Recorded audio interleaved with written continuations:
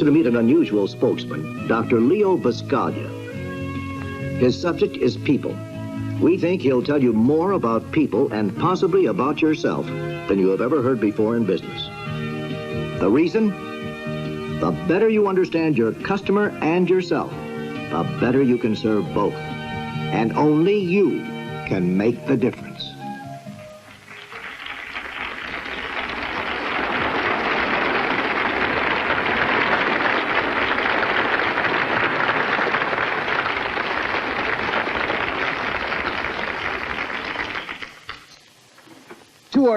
Two things we have to take care of before we start. Two little bits of business. The first one is, so many of you have asked, Leo, would you tell us how to pronounce your name? And you know, I don't blame you. If you've seen my name in writing, you never attempt it. It's spelled B-U-S-C-A-G-L-I-A, and it's pronounced like everything in the world. And I love telling stories about it, which I'd like to tell you just one or two. But the one that I love the best is making a long-distance telephone call and the line being busy, and the operator saying to me she'd call me back just as soon as the line was free. And when the phone rang, I picked it up, and she said, would you tell Dr. Boxcar that his telephone call is through? I said, could that be Buscaglia? She said, sir, it could be damn near anything.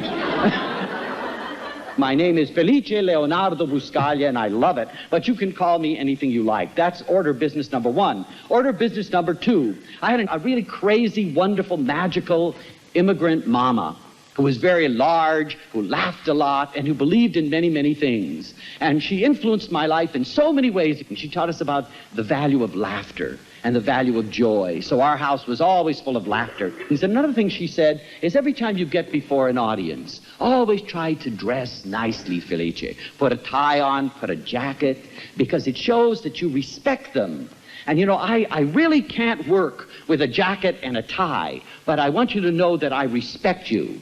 And now that you know it, I'm going to take them off, and then we can get working, okay? That's order of business number two, and now we can go ahead. I wanted to meet the sales managers and salesmen to whom I would be speaking. And the thing that I feel we have in common more than anything else is the fact that all of us are in people-oriented professions. When you really think about it, that I, as a teacher, I'm in the process of selling knowledge. You're in the process of selling what you consider to be equally important. But the thing that we're selling is not the object, but we're selling people. And when we lose sight of that, we've missed the boat. It's people that are the essence. And so I'm not here to talk to you about how to sell. You're the experts in selling. But I have an expertise just beginning. Actually, I've been working for 30 years on trying to understand the magic and the mystery of human behavior. What makes people act the way they do? What makes them respond? What turns them on? What gets them excited?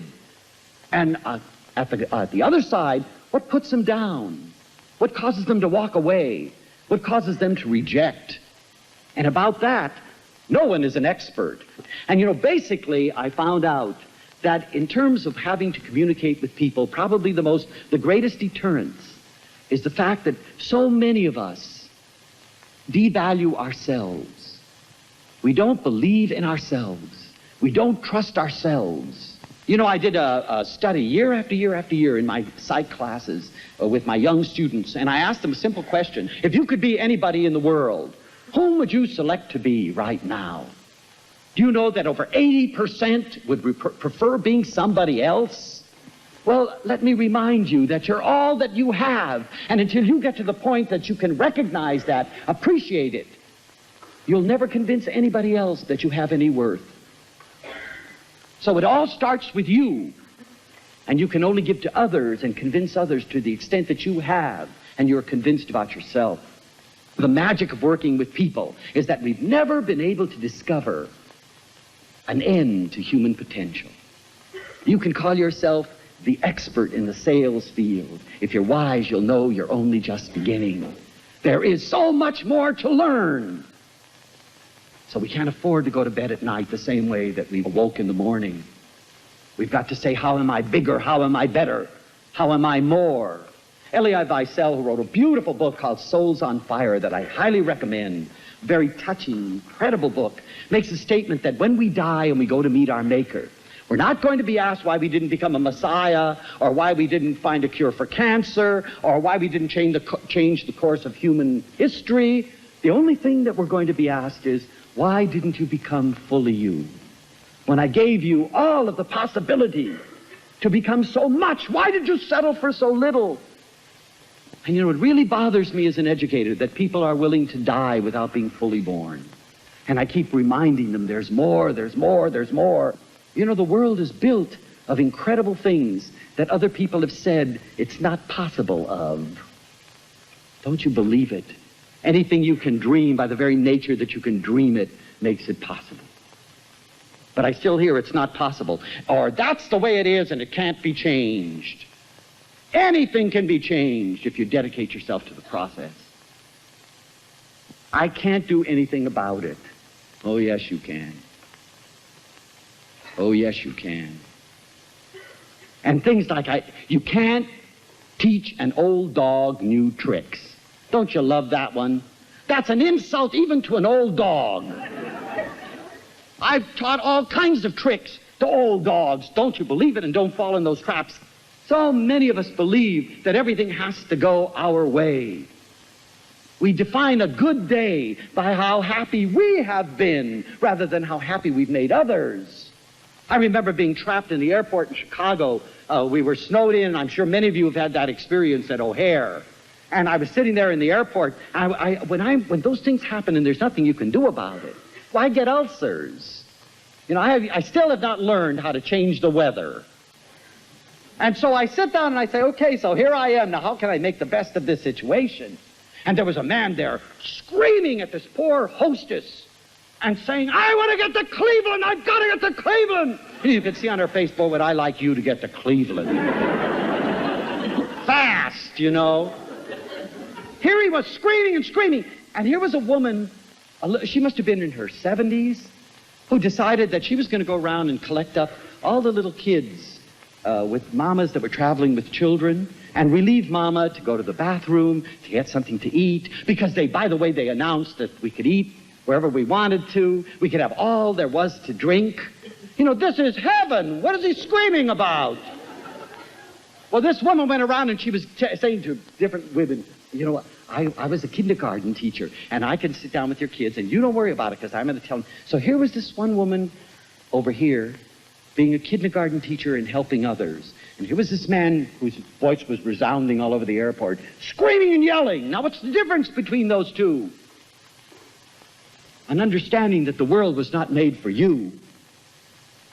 I mentioned to several people today that I had the opportunity to talk to the Dalai Lama of Tibet, and it was a beautiful experience. But the one thing that was the most essential that he taught me was he said the purpose of life is to help others. And then he smiled slightly and he said, and if you can't help them, would you at least not hurt them? And then another thing we've got to get back to, it seems to me that we are a very, very serious-oriented society. We are so serious. Everything is serious. I say we need to be a little mad again. Get in touch with our madness. I'm not saying go out and use your craziness to abuse, but rather to lighten things up, to make people laugh.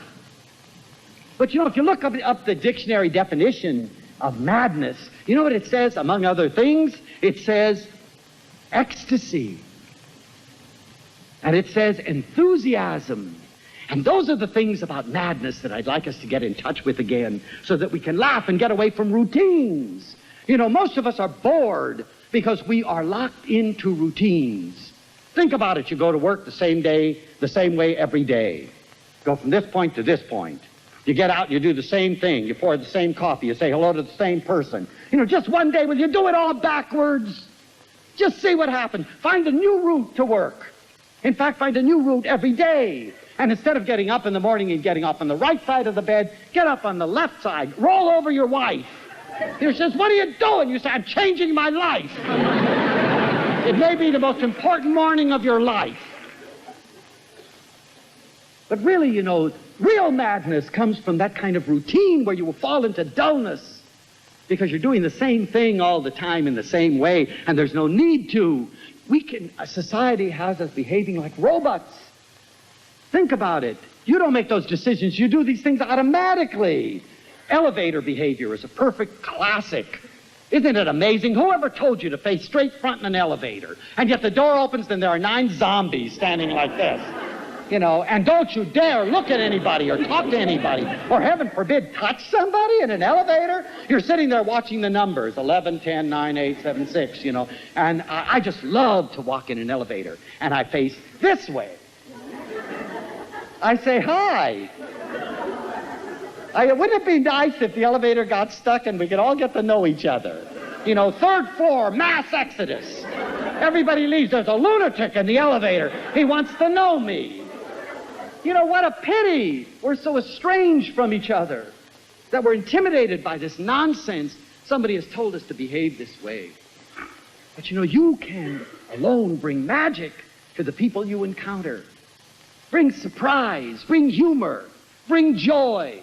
It doesn't have to be a drag. It doesn't have to be done the same way all the time. Find new and exciting ways to meet people, to convince people, to talk to people, to be joyous with people. For goodness sakes, why are we dying of boredom? And when you are magic and you're carrying around that magic, you create that magic wherever you are and that excitement for life. No dead person has ever taught life, for sure. You've got to be alive yourself. And that brings us to another thing that I talked about earlier that is important, and that is that we come to terms with death. You know, Sigmund Freud said that one of the bases of neuroses was the fact that all of us think that we are immortal and we're going to live forever, and that we're constantly putting things off for tomorrow. You know, during the Vietnam War, one of the young ladies in my classes came in and she threw this little poem on my desk, and I want to share it with you. She called it Things You Didn't Do. And she says this: remember the day I borrowed your brand new car and I dented it? I thought you'd kill me, but you didn't.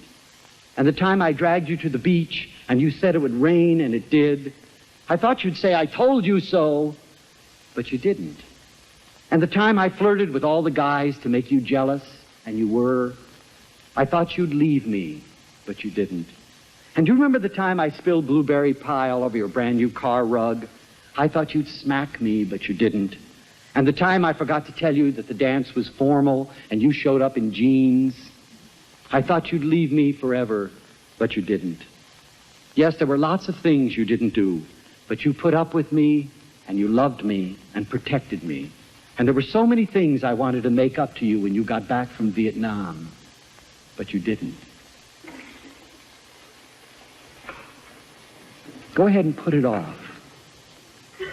Go ahead and wait for tomorrow. If there's something that needs to be done, you do it now, because tomorrow may never be there. And especially is that true in human relationships. Don't wait. The time for life is now. The time for love is now. The time to do is now, not tomorrow. And another thing that keeps us from experiencing this big, wondrous thing called communication with other people is our fear of choice. Do you know, I fully believe that all of life is a choice. Joy is a choice, and so is despair. Laughter is a choice, and so are tears. Nobody can put you on a downer if you don't want to go there. So stop blaming others for affecting your life and saying, they're putting me down all the time. Nobody can put you down. Only you can put yourself down. So take full responsibility for wherever you are. If you're crying, take responsibility for your tears and stop blaming me or society or your husband or your wife or God or your business. You take full responsibility and see the difference. Learn that you are controlling your life. And you can certainly learn it through pain as well as joy. When I was 16, I had an uncle. Everyone should have an Uncle Louis. And Uncle Louis was so nice because he left a little bit of money to all the little bambini of the Buscaglia family. And he said that they were to celebrate it in joy. And so I said, I want to use my money to go to Paris. Mama says, if you go, you are declaring yourself an adult. And don't come to Mama with tears in your eyes. Well, you know, I went to Paris. You can imagine, 16-year-old in the Paris of Jean-Paul Sartre. I got a little garret apartment right out of an opera. I could see all of the skyline of Paris. I used to buy the wonderful crispy bread and camembert cheese. Oh, I was in my glory, and pretty soon my money was disappearing, and I didn't have any more. It was all going out, nothing was coming in. I hadn't learned yet about all these things. Pity. And so I thought, well, now I don't have much money, and I have to make something happen. So I'll tell Mama, and I wrote a telegram home, and to save money, it was a single-word telegram. I still have it, if you don't believe it. I said, "Dear Mama, starving, Felice." 24 hours later, I had an answer from Mama. "Starve, Mama." The moment of truth. Boy, did I learn through pain. I learned what hunger was. I learned what cold was. I learned what it meant to have friends that were superficial. I learned all of those things because a brave person in my life said, "Starve." To reach out to another is to risk involvement. But if you don't have involvement, the alternative is loneliness and despair. Is that what you want? Sure, you may get your hand slapped, but this is a strong thing, this hand. Put it out again. But don't be afraid. To expose your feelings is to risk exposing yourself. Well, that's all I've got. I'm always exposed. What you see here, you're going to see any time you see Buscaglia. Walking down the campus, I'm one of those weirdos that say hello to everybody. Sometimes I get very strange responses. Hello. And generally people say hello, but they look at me, who's he? And sometimes I get people who say, "Do I know you?" And I say, "No, but wouldn't it be fun?"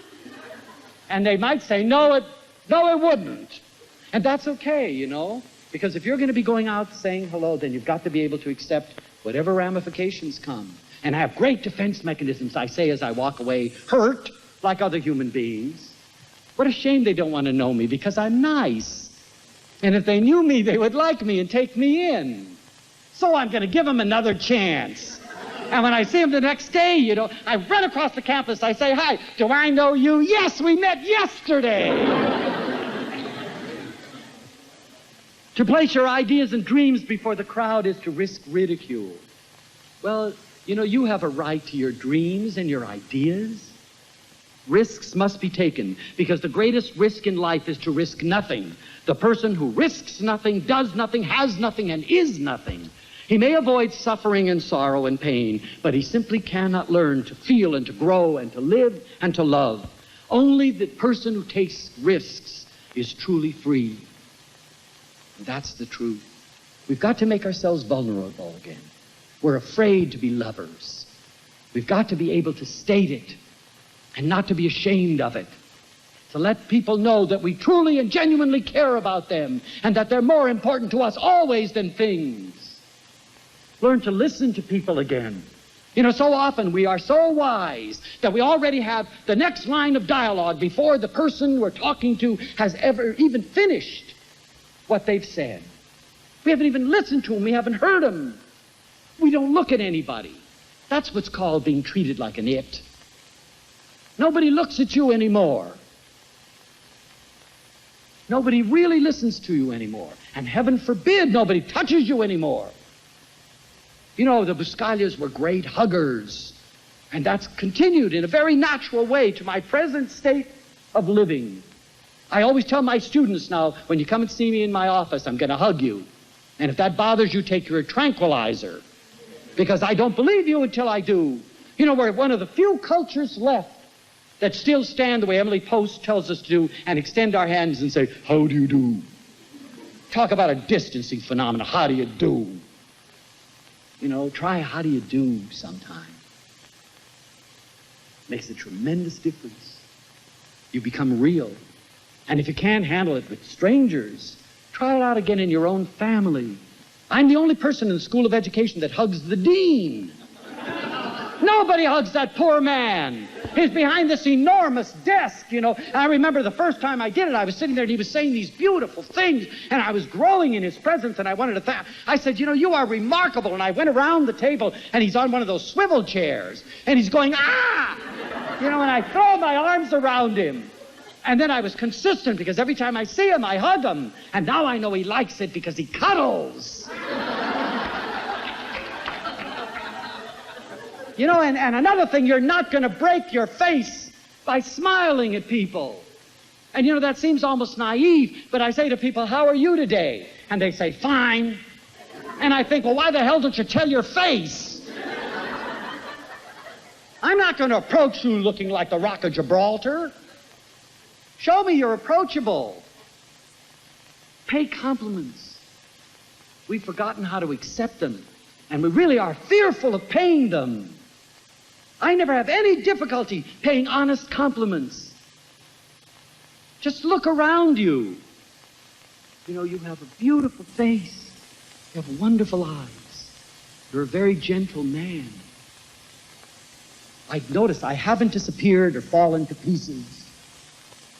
You know, I was in Arizona, and we saw this greasy spoon was what it looked like, and it smelled like it when you got in. And I said to the girl, what's your specialty? You know, what did I know? And she said, our pork chops. And I thought, oh, God. You know, that's going to finish me off forever. But I thought, what the hell? Let's live dangerously. I'll order the pork chop. Well, you know, they came to me, and they were gorgeous. I never saw anything like them. They were huge, and they were done just like I love them. And so I ate these pork chops, and after I finished, I called her over, and I said, those were fantastic. Well, you know, she was amazed. And I said, I'd like to compliment the chef. She said, what? I said, yes, I really like to let him know. So she said, well, okay, but that's never been done before. I said, would he mind? And she said, no. So she went back, and this great, huge guy with tattoos, you know, with this greasy apron came out, and he said, what do you want?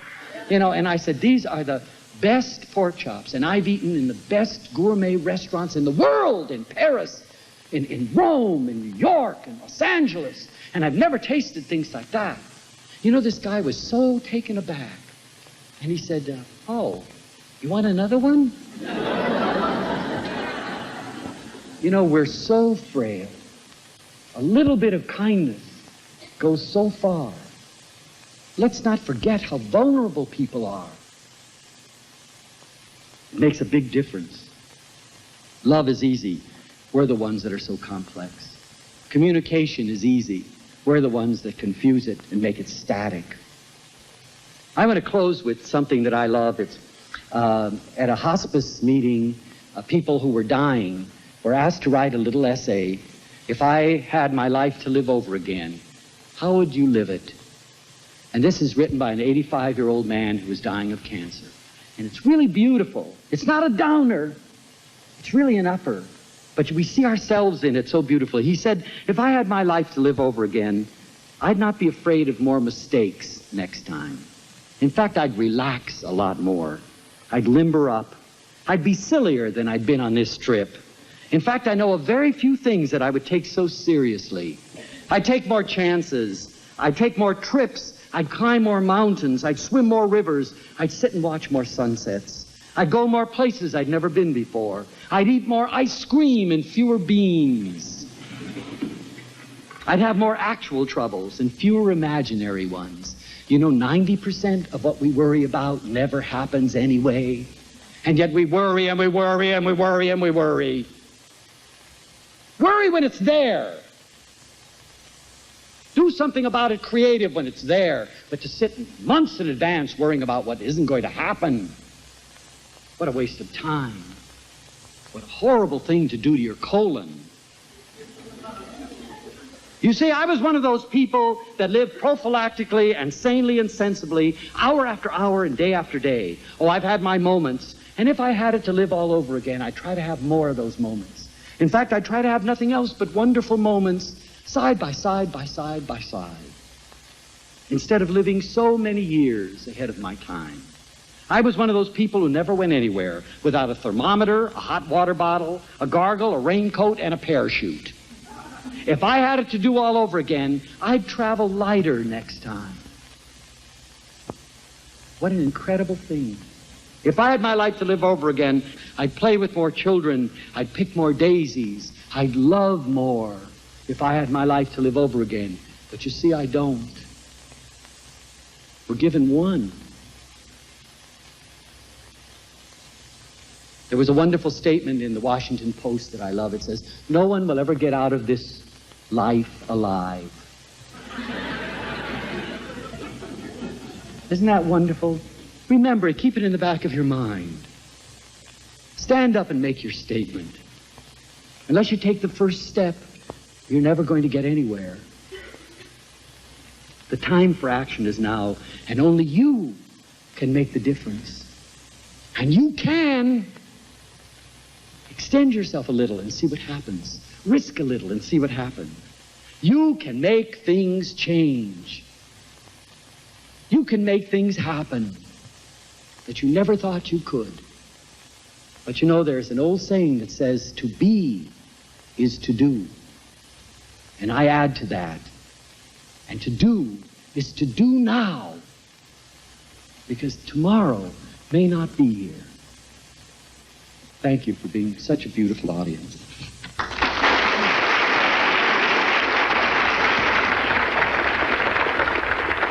The thing that we're selling is not the object, but we're selling people. To let people know that we truly and genuinely care about them. You can make things happen that you never thought you could. If there's something that needs to be done, you do it now.